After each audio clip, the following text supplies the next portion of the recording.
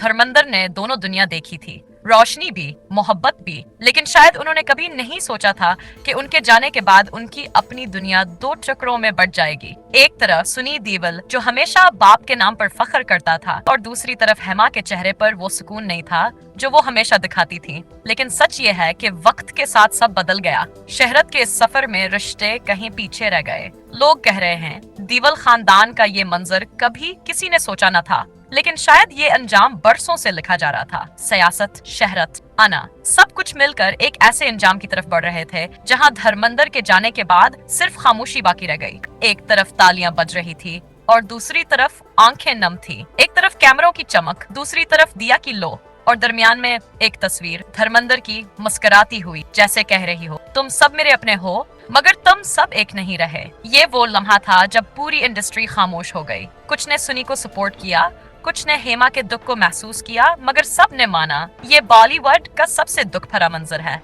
धर्मेंद्र जिनकी जिंदगी एक फिल्म थी, अब उनका आखिरी सीन शायद सबसे ज्यादा हकीकी था। दो घरों में जली दो मोमबत्तियां, दो अलग महफिलें, लेकिन एक ही दुआ, रूह को सुकून मिले। और यही दुआ थी जो इन दोनों महफिलों को जोड़ रही थी। चाहे दिल अलग हो मगर याद वो एक ही शख्स की थी। धर्मेंद्र चले गए, मगर उनके जाने के बाद जो मंजर छोड़ गए वो शायद आने वाले बरसों तक लोगों को एक ही बात याद दिलाएगा कि शहरत के महल के नीचे अक्सर रिश्तों की कब्रें छुपी होती हैं। और देओल खानदान की ये कहानी मोहब्बत, गुरूर और खामोश जुदाई की सबसे बड़ी मिसाल बन गई है। यह है देओल फैमिली की वो हकीकत जो दुनिया के सामने तो देर से आई मगर अंदर से बरसों से सलग रही थी। और आज जब ताज होटल की लाइट्स बुझ चुकी हैं, जब शमा की लो मुधम हो गई है, तब सिर्फ एक सदा बाकी है, पापा हम सब आपको याद करते हैं, बस अलग अलग जगहों से। एक घर, दो महफिलें और बीच में धर्मेंद्र की याद।